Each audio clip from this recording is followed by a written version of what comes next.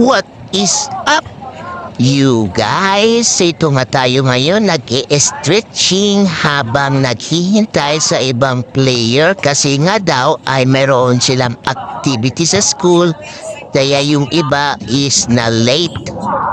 Anyway guys, nagtuturo nga pala tayo ng football sa public school, elementary at high school ng libre.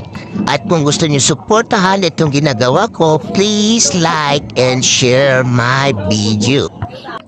At ngayong araw nga guys ay may tune-up game kami, Kulasi FC versus Tata FC. At ang kakampi ko dito ay ang Tata FC, so kalaban ko yung mga player ko. So ayan guys, so dito nasa center midfield position tayo at pinasa sa atin yung bola. So diyan ninintay ko na mag-approach yung kalaban. So after that, so pinasa ko na doon sa left back at pinasa niya sa left wing. At ayun, Krinos pass, kaya naagaw ng Kulasi FC at muntik nang makascore. At dito naman guys is na-intercept ko yung bola at pinasa ko agad sa left back. At nung nakita ko ng left back na tumakbo ako sa open space ay pinasa niya sa akin pabalik yung bola. At ayun, tinorward ko agad sa right forward. At dahil nga sa mabilis yung kalaban, ayun naabutan at lumabas yung bola.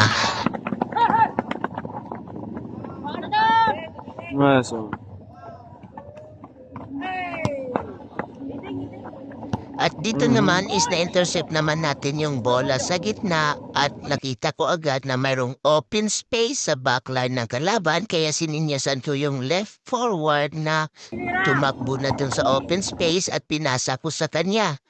Ngunit sa halip na dumiretso siya ay krinos pass niya ito at ayun, naagaw ng kalaban. Troya? At dito sa next play, ito naman yung palagi kong tinuturo sa mga player ko to have a discipline to stay in their position at huwag habol ng habol sa bola kundi hantayin nila na lumapit yung bola sa kanila tulad na nangyari diyan. Kaya na-intercept ko yung bola at ayan, pinasa ko agad sa center back.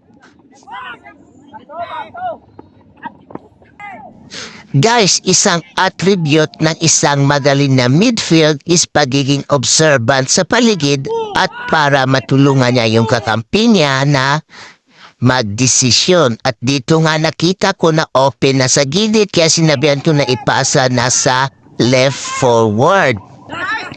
At na-receive naman dito ni left forward at sinabihan ko siya na i-dribble na sa gilid ngunit hindi niya tayo narinig at pinasa niya sa gitna at ayun, na-intercept ng kalaban.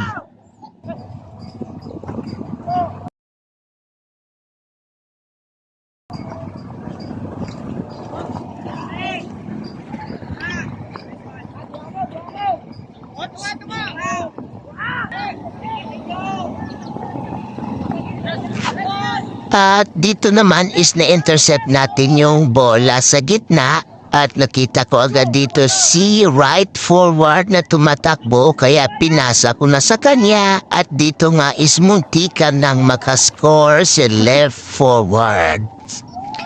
At dito naman is na-receive natin yung bola sa gitna at nagpanggap tayo na ipapasa natin sa kaliwa. Ngunit nung naramdaman ko na palapit na yung depensa is pinasa ko agad sa kay right forward.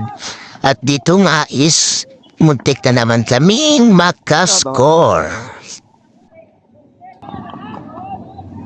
At dito nga guys is pumasok na si Coach Tata at lumipat na ako doon sa right wing position. At dito nga is napuha natin yung bola at winiball natin at finisher tayo ng kalaban. Kaya ginawa ko, iniwan ko yung bola at dinala ko yung kalaban para na makuha ng kakampi ko yung bola. At ayun nga, pinasa niya sa gitna at muntikan na naman kami ditong makalusot.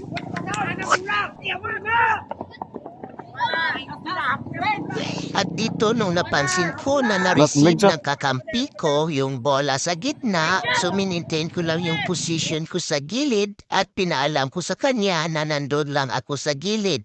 At yun nga, pinasa niya yung bola sa akin at muntik na tayong makascore.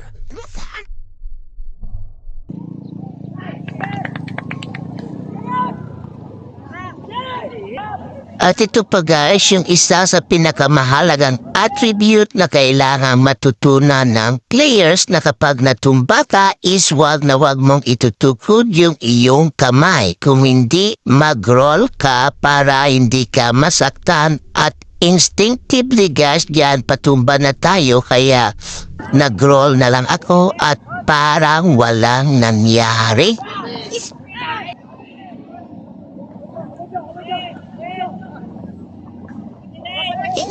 At dito naman guys, sa play na ito is nakalusot tayo dito sa right wing at successfully na i-cross natin yung bola ngunit na-intercept ng kalaban. Buti na lang adyan si Coach Tata sa gitna at ayan, sinubukan niyang ma-shoot yung bola at ayun, nasalo ng keeper.